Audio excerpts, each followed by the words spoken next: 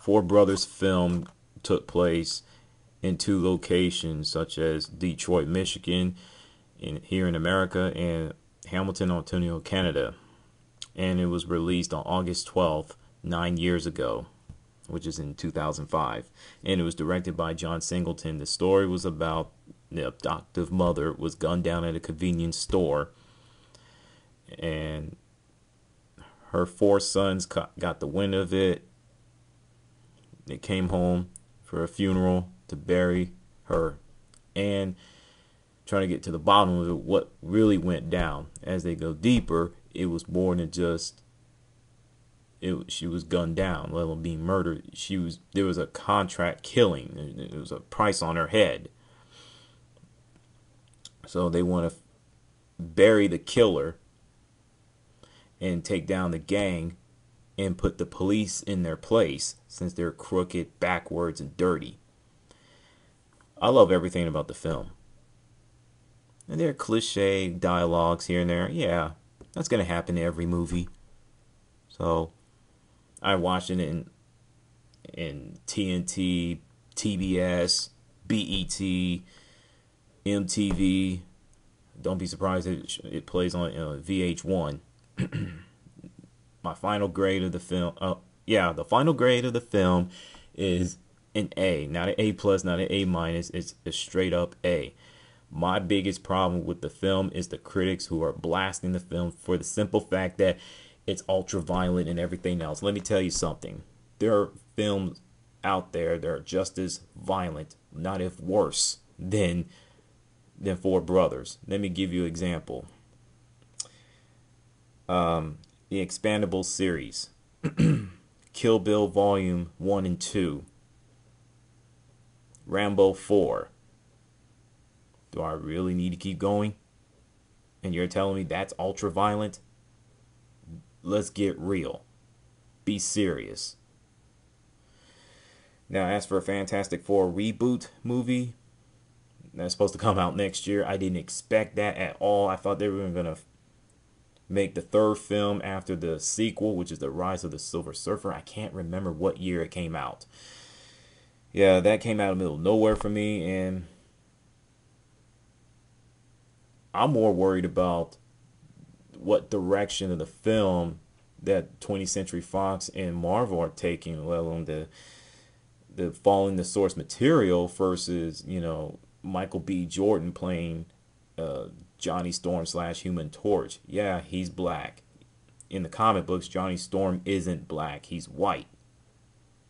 I mean, I'm not going to put the blame on Michael B. Jordan. I put the blame on the people who picked him. I mean, how that's going to work. I mean, Susan Storm, Johnny Storm, their brother and sister. In the reboot, they have to be adoptive brother and sister. That's the only way that's going to work. And they already messed up this film already with that. And the cast members, 1 out of 4 makes sense. The other 3 head scratchers, big question marks. So now, Adult Swim being attacked by Parents Television Council last month. The link will be in the description. The parents need to just do their jobs and stop letting the government raise their kids for them. Stop being their kid's best friend, which is some parents. Not all, some of them. That's the problem in today's society. That's number 1. Number 2, PTC need to go kick rocks for the simple fact there are far worse things being shown at daytime and prime time. But you want to try to make an example out of Adult Swim. That's not cool. That's not fair.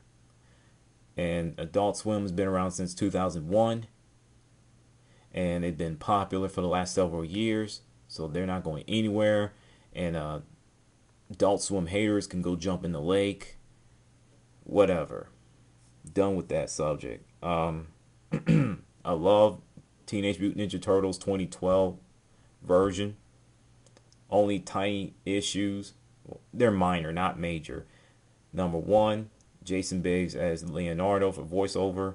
Not a big fan at all. April O'Neil as half human and half alien.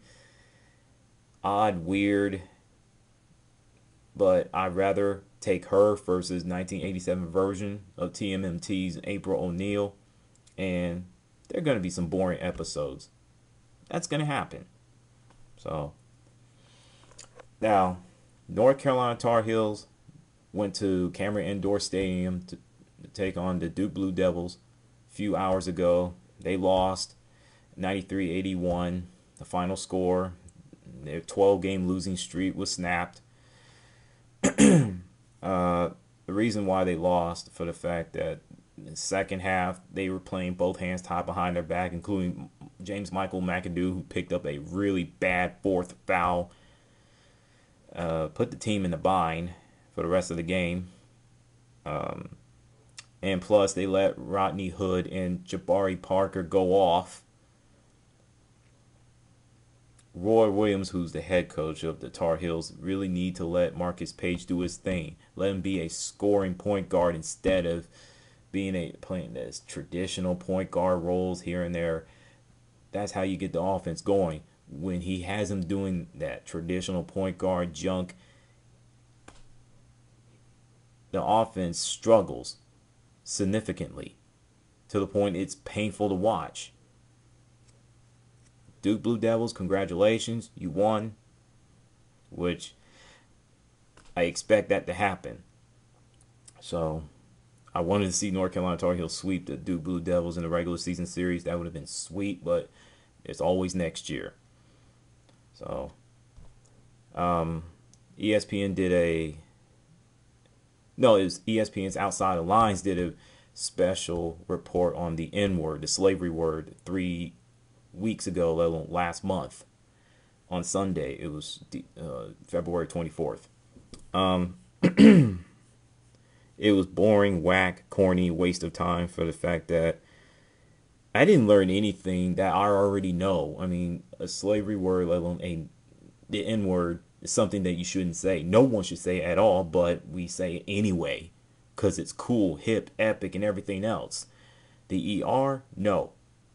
It's A-okay, and that's the double standards, and I can't stand it.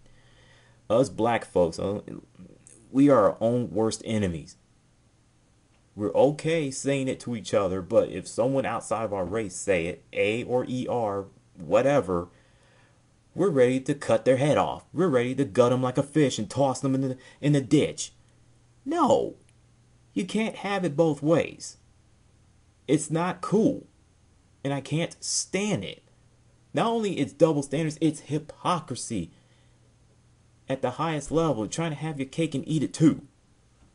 I'm going to get off that subject before I really, really get angry. Let alone be ticked off. LeBron James made excuses last week, let alone last Thursday, when the Miami Heat got blown out by the San Antonio Spurs by 24 points because of the sleeve jersey. Yeah, NBA players hate it. NBA basketball fans hate it. Get used to it. If those players can have somewhat of success, why can't you? Aren't you the same LeBron James had success against the Charlotte Bobcats? And if I have to hear NBA basketball fans scream, well, the Charlotte Bobcats are really good. Look at their defense. I'm going to bang my head against the wall to the point where I'm going to give myself a concussion. I can't stand it. If the Charlotte Bobcats were a really good defensive team, then how come they allowed 62 points to New York Knicks' Carmelo Anthony and 61 points to LeBron James? Answer that question for me. Oh, yeah. Houston Rockets, San Antonio Spurs, they play defense. They didn't allow LeBron James to go off. Give those teams credit where credit is due. Well, give the San Antonio Spurs credit where credit is due and stop looking for excuses. And of course, you're going to have ESPN, the rest of the crew, make every excuses for him. He's a two-time NBA champion. He's a two-time NBA MVP. He's allowed to have an excuse. He has earned the right. No. Just say your team got beat down and move on. That's all you have to do. But instead, you don't want to. You want to make excuses. Fantastic. They even did a segment of sports science of it. I was giggling, laughing my butt off. Boy, that was funny. Video games, Batman Arkham Knight will come out in October. I heard it was supposed to come out in October 14th. Batman Arkham Origins, no more patches. It's going to be DLCs for here on out. That's wrong. The game still has issues. That's what people don't like about today's video games. Gaming companies just push out games and just worry about patching the games later. So, do I think Titanfall going to be a really good shooter? I don't know. Is it going to be a bad shooter? Don't know, but I think it's overhyped. And gamers really need to lay off of the unrealistic expectations of the game, because all they're doing is setting it up for failure. That's how I feel. So, I don't believe nice guys finish last. They're waiting for the right woman to come along. And I feel that nice guys really need to stop shooting for the moon or going for a grand slam. Just wait for the woman. Just wait for the right woman to come along. It'll be all worth it. That's my little tiny bit of dating advice. Various Laws Volume 81 is over. I'm going to bed. Peace out.